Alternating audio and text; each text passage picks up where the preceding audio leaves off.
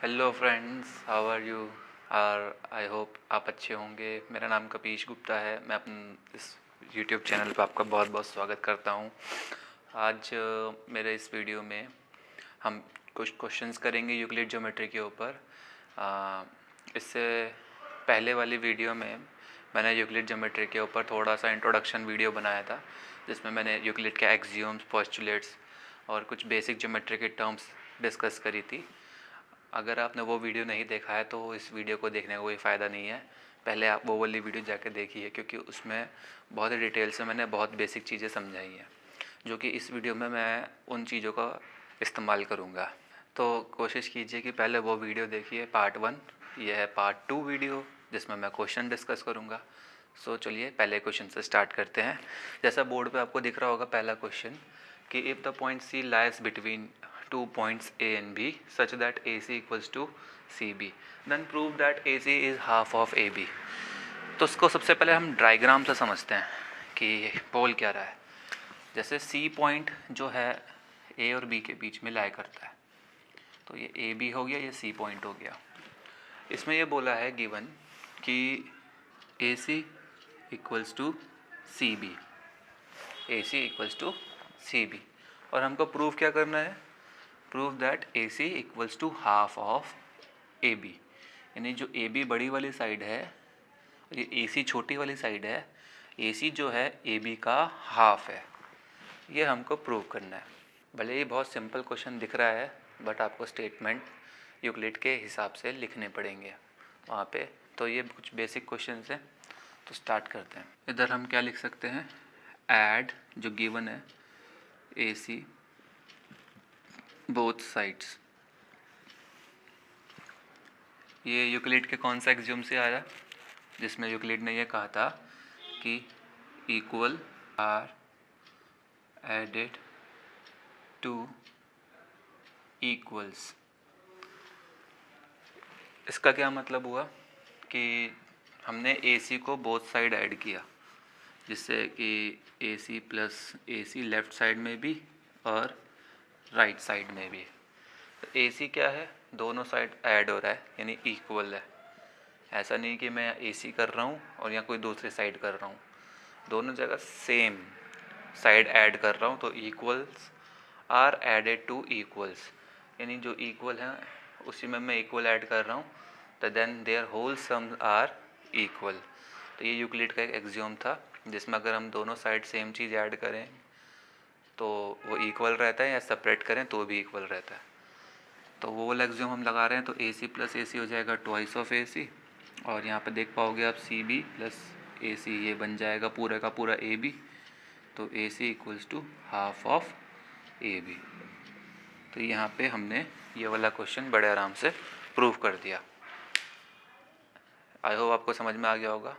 अब बात करते हैं दूसरे क्वेश्चन की। जैसा बोर्ड पे आप देख पा रहे हो कि if C is called mid point of line segment AB, prove that every line segment has one and only one mid point.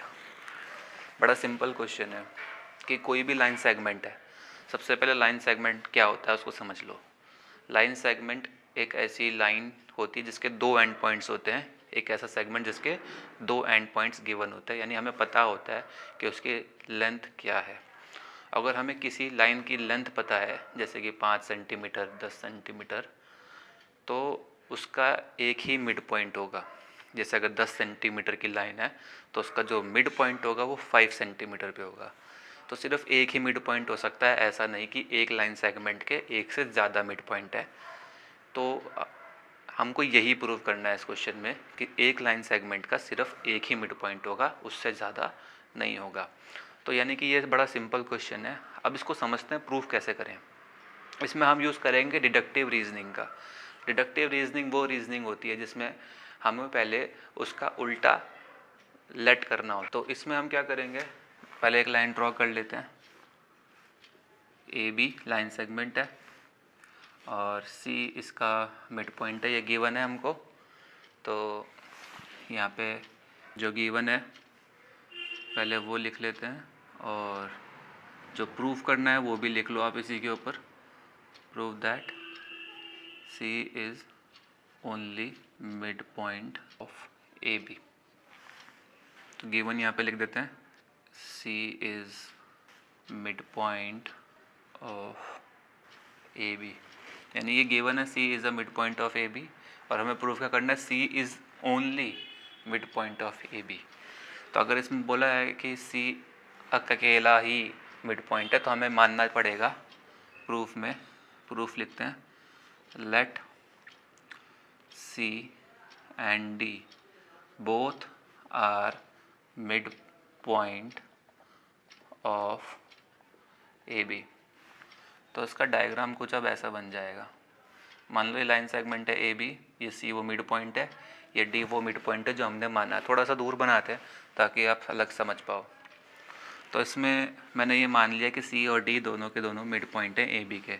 अभी हमने प्रूव करना है कि ये एक ही मिड पॉइंट होता है, पर हम मान के चल रहे हैं एक से ज़्यादा मिड पॉइंट है, यानी एक मिड पॉइंट सी है और एक मिड पॉइंट डी है। हमने दो मिड पॉइंट मान लिए। तो if so for C is a mid point of A B, then जब मिड पॉइंट होगा तो ए सी, इस डी को भूल जाओ, अगर सी मिड पॉइंट है तो इस डी को भूल जाओ। तो ए सी किसके इक्वल होना चाहिए, बी सी के। तो ये होगा। तो फिर मैं क्या लिख सकता हूँ, ए बी को मैं लिख सकता हूँ ट्वाइस ऑफ ए सी, क्योंकि मिड पॉइंट है तो ए सी का डबल कर देंगे तो ए बी आ जाएगा। ऐसे यहाँ पे लिख लो for D point, D is a mid point of A B, ये हमने माना हुआ था। तो जिस वजह से ए डी, अब इसमें सी को भूल जाओ, डी मिड पॉइंट है तो ए डी किसके इक्वल होगा, बी डी के इक्वल होना चाहिए। सो फिर मैं क्या लिख सकता हूँ, ए बी को ट्वाइस ऑफ ए डी, क्योंकि जब डी मिड पॉइंट हुआ तो अगर ए डी का डबल कर देंगे, क्योंकि दोनों इक्वल हैं, डबल कर देंगे तो ये ए बी बन जाएगा। अब इसको आप फर्स्ट, इसको आप सेकंड इक्वेशन मान लो। यहाँ पर लिख दो from first and second equation, दोनों ए बी के इक्वल हैं, इसका मतलब twice of A C equals to twice of A D. 2 से 2 कट गया तो A C equals to A D यहाँ पर आ गया, यानी ए सी जो ये साइड में हमने मानी थी और ए डी जो ये भी हमने साइड मानी हुई थी, ये दोनों के दोनों बराबर होगी।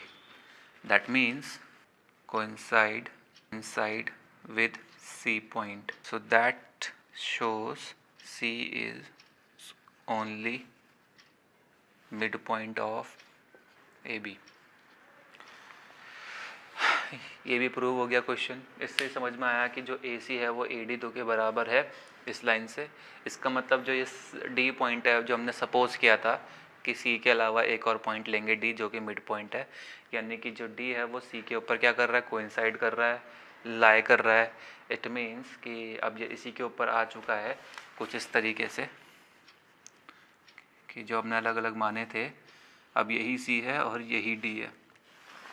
इसका मतलब ये हुआ कि C is the only mid point of AB, या every line segment has only one mid point. तो ये भी समझ में आ गया होगा आपको, ये भी NCERT का क्वेश्चन था। अब हम बात करते हैं नेक्स्ट क्वेश्चन की, कि जैसे इसमें दिख रहा है आपको, in a given figure AC equals to BD, AC यहाँ से यहाँ तक है और BD यहाँ से यहाँ तक है। So prove that AB equals to CD, हमें ये प्रूव करना है। तो उसको प्रूव करने के लिए हमें फिर से थोड़ा थ्योरेटिकली जाना पड़ेगा। सबसे पहले जो गिवन है वो लिख लेते हैं हम, AC इक्वल्स टू BD। सबसे पहली हैबिट आपकी यही होनी चाहिए, जो भी क्वेश्चन है आपको जो गिवन दे रखा है वो लिख लो, और जो प्रूफ करना है वो आप इस गिवन के ऊपर लिख लो, prove that AB equals to CD, कुछ इस तरीके से। और देन आप अपना प्रूफ यहाँ से डाल के स्टार्ट कीजिए कि जो AC है इसको क्या लिख सकते हैं, AC के अंदर देख पा रहे हो कि B बीच में आ रहा है, तो AC को क्या लिख सकते हो, AB प्लस BC। आपको इसका स्टेटमेंट का रीज़न लाना पड़ेगा। ऐसा क्यों लिखा, क्योंकि B लाइज बिटवीन, ये बिटवीन है A एंड C। देखो जिस तरीके से, सेम ऐसे ही आप BD, AC को लिख लिया खोल के, क्योंकि अब BD भी है तो BD को भी देखोगे ध्यान से, तो BD के बीच में C आ रहा है, तो बी डी को भी खोल के क्या लिख सकते हो आप, B C plus C D.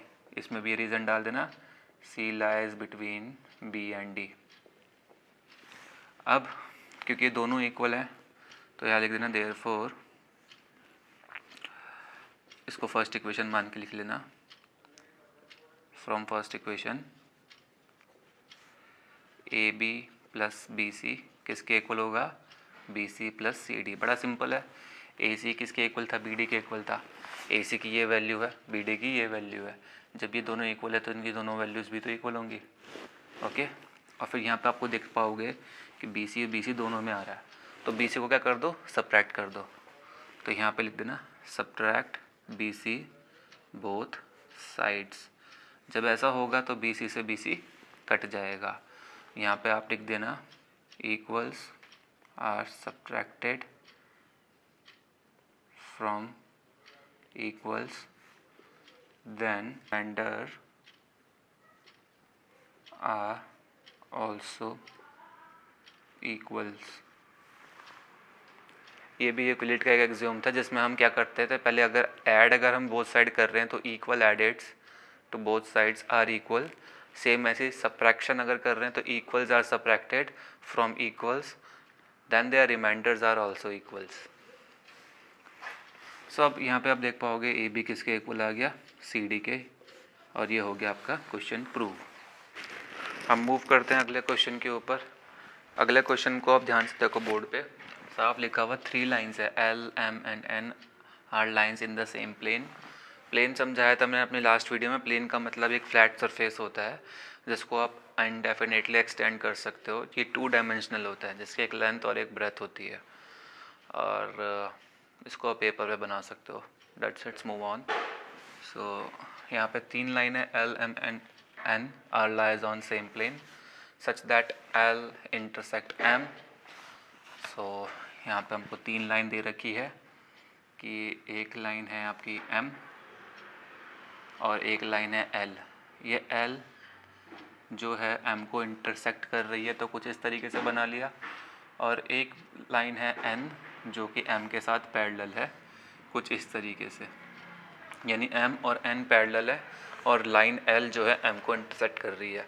हमको ये प्रूव करना है, then show that L intersect N also. यानी इस लाइन एल को मैं आगे एक्सटेंड करूँ तो ये हमारी जो एन लाइन है इससे आगे जाके इंटरसेक्ट करेगी। इसको हमें प्रूव करना है। तो अब इसको आइए प्रूव कैसे करते हैं, इसको ध्यान से देखिए। तो यहाँ पे वही डिडक्टिव रीजनिंग का इस्तेमाल करेंगे जिसमें मान लेंगे let suppose L and N, जो हमें इंटरसेक्टिंग लाइन प्रूव करनी थी, एल एंड एन को इंटरसेक्टिंग लाइन हमें प्रूव करना है। बट हम उससे पहले मान लेंगे कि L and N are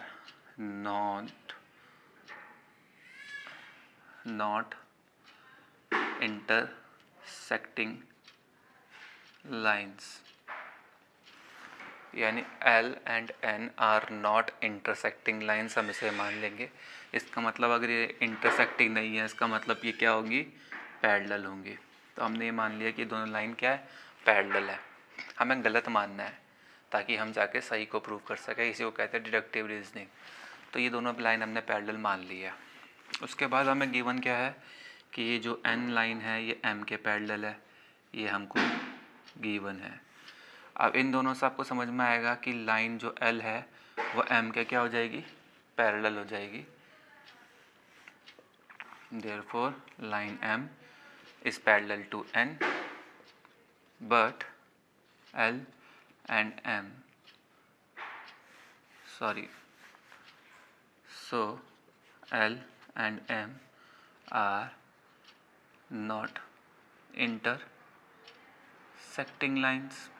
but हमको क्या दे रखा था इसमें क्वेश्चन में, हमको ये दे रखा था कि जो L है वो M के साथ इंटरसेक्ट हो रहा है, और यहाँ पे हमने क्या दिखा दिया, एल एम के पैरेलल है। इसका मतलब L M are not intersecting line. But हमका गिवन क्या था, L and M are intersecting lines, so it contradicts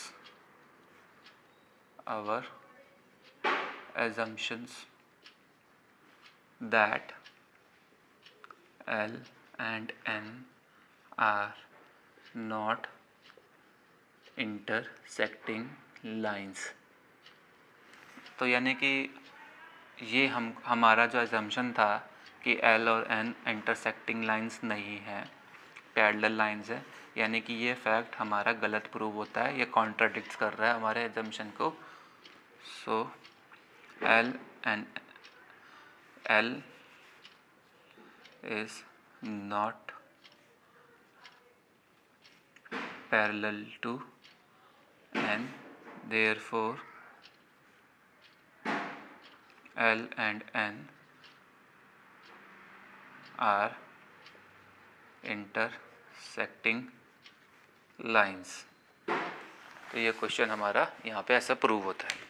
अब मूव करते हैं अगले क्वेश्चन के ऊपर। जैसे आपको बोर्ड पे दिख रहा होगा, if A, B and C are 3 points on the line such that B lies between A and C, then prove that AB plus BC equals to AC। यहाँ पे हमें क्लियरली मेंशन है कि एक लाइन है, सेगमेंट है AB, AC है, और उस AC के बीच में यहाँ पे कहीं B लाई कर रहा है, और हमको ये प्रूव करना है AB प्लस BC कैसे क्या बनने वाला है, AC बनने वाला है। बड़ा सिंपल क्वेश्चन है। तो चलिए हम यहाँ पे स्टार्ट करते हैं प्रूफ से पहले जो गिवन है वो लिख लेते हैं। गिवन हमको दे रखा है B lies between A and C, so the length AB हमेशा छोटी होने वाली है AC से, सेम BC भी छोटी होने वाली है AC से। तो यहाँ पे क्या है, एक एक्सियम काम कर रहा है कि a whole is always greater than part. यहाँ पे दिख रहा है कि AB और BC दोनों एक पार्ट का काम कर रहे हैं A से कंपैरेटिवली, बट अगर हम इन दोनों पार्ट्स को जॉइन कर दें, यानी AB प्लस BC, तो क्या मिल जाएगा हमको, AC मिल जाएगा। यहाँ पे एक एक्सियम काम करेगा कि if parts are joined together then they equal to whole। if parts are joined together then they are equal to whole, so hence proved। ये बड़ा सिंपल क्वेश्चन था। अब हम मूव करते हैं अपने नेक्स्ट क्वेश्चन के ऊपर। show that two lines which are both parallel to the same line are parallel to each other। यानी गिवन है अपने को, लेट्स से हमारे पास 3 lines L, M and N are there in which two lines which are both parallel to same line। यहाँ पे 2 line ले लेते हैं L और M। L जो कि पैरेलल है N के, एंड M जो कि पैरेलल है N के, यानी कि ये हम गिवन मान लेते हैं कि 2 लाइंस हैं, एक है L एक है M। इन दोनों लाइंस को N के पैरेलल कर दो, क्योंकि both parallel to same line. यहाँ पे सेम लाइन N है जो इन दोनों लाइंस के पैरेलल है, ये गिवन मान लेते हैं। और हमें प्रूव क्या करना है, प्रूव दैट वो L है वो M के पैरेलल है। यानी कि 2 लाइंस हैं यहाँ पे, एक है L जो कि N के पैरेलल है, एक तीसरी लाइन है M वो भी N के पैरेलल है। L N के पैरेलल है और M भी N के पैरेलल है। तो हमें प्रूव ये करना है कि L और M दोनों पैरेलल हैं। तो प्रूव करने के लिए वही डिडक्टिव रीजनिंग का इस्तेमाल करेंगे। लेट कर लेंगे L and M are intersecting line, intersect at P point, कि ये दोनों L और M कहीं आगे जाके इस तरीके से इंटरसेक्ट कर रही है। L है, ये M है, ये दोनों P पे इंटरसेक्ट कर रहे हैं। मैंने सेपरेट डायग्राम बनाया आपको समझाने के लिए, वैसे इसको बनाने की ज़रूरत नहीं है। बट ऐसा इमेजिनेशन के लिए मैंने बना दिया। अब क्योंकि आपको दिख रहा है कि अगर मैंने मान लिया कि दोनों लाइंस इंटरसेक्टिंग है और दोनों इंटरसेक्ट कर रही हैं पी पॉइंट पे, तो इसमें क्या होता है कि यूक्लिड के हिसाब से कि if a line segment intersect or terminated with any 2 points then they can be extend indefinitely। यहाँ पे भी वही होगा कि L और M, if L and M जो दो लाइंस हैं are extend indefinitely forward, यानी उनको आगे की तरफ हम क्या करते हैं, फॉरवर्डली एक्सटेंड करते हैं इस तरीके से। और यहाँ पे एक तीसरी लाइन और है N। अब मैं N को ऐसे बना देता हूँ L के पैरेलल, क्योंकि N तो एक ऐसी लाइन है जो इन दोनों के पैरेलल थी। तो अगर मैं इनको एक्सटेंड करता हूँ तो यहाँ पे कोई ना कोई एक लाइन इस N से इंटरसेक्ट करेगी ही करेगी। Then one of the line will also intersect with N।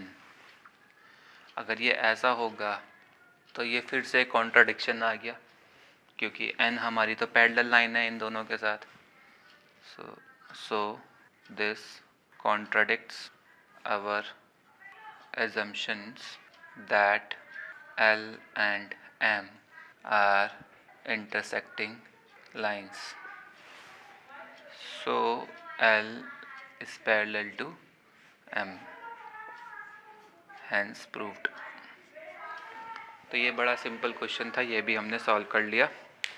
लगभग 6 क्वेश्चन डिस्कस कर लिए इस वीडियो में, जो मोटा मोटी पेपर में इन्हीं 6 क्वेश्चंस में से कोई एक क्वेश्चन ऐसा होता है जो टीचर देता है अमूमन 5 मार्क्स का। तो अगर मुझे लगता है कि और भी कोई क्वेश्चंस हैं इंटरेस्टिंग तो मैं इसका पार्ट 3 लेके आऊँगा। फ़िलहाल अभी इस वीडियो में हम इतना ही रखते हैं।